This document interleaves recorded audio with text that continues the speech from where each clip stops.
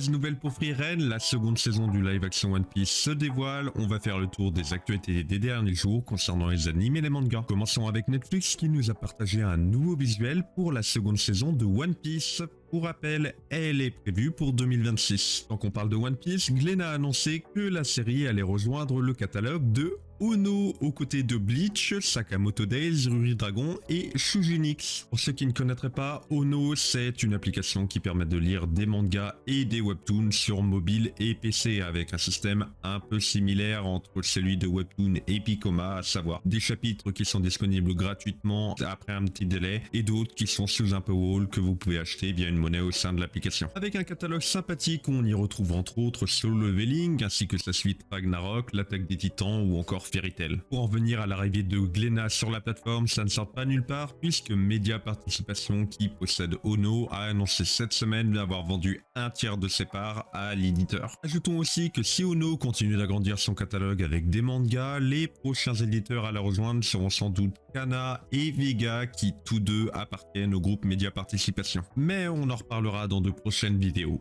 Abonne-toi. Tant qu'on parle de manga, la Kodansha a lancé Manga Academy, un site web qui a pour but d'aider les auteurs internationaux à créer leur manga au Japon. Pour l'instant, le site en est qu'à ses débuts. On a le droit à des commentaires des auteurs de Vinland Saga, L'attaque des titans ou encore Blue Lock, ainsi que des petits tutos sur comment créer son manga au Japon, ainsi qu'une partie remise de prix qui suggère qu'ils vont organiser un ou plusieurs concours permettant à un mangaka étranger d'être édité sans doute par leurs soins. Actu suivante, je vous en parlais la semaine dernière, les éditions Rayon ont enfin annoncé leur Ulule pour permettre la sortie de leur premier manga, Hanuman. Et le projet a l'air d'être en bonne voie puisqu'à l'heure où je tourne cette vidéo, ils ont réussi à recevoir 5200 € sur les 6000 nécessaires à la publication du manga. Finissons avec une mauvaise nouvelle, le manga Frieren est de nouveau en pause. Entre autres à cause de l'état de santé des auteurs qui s'est une nouvelle fois dégradé. Ils sont en train actuellement de voir avec leur éditeur Shogakukan pour modifier le rythme de parution de la série. Au final, le manga n'aura été prépublié que 2 mois durant tout 2025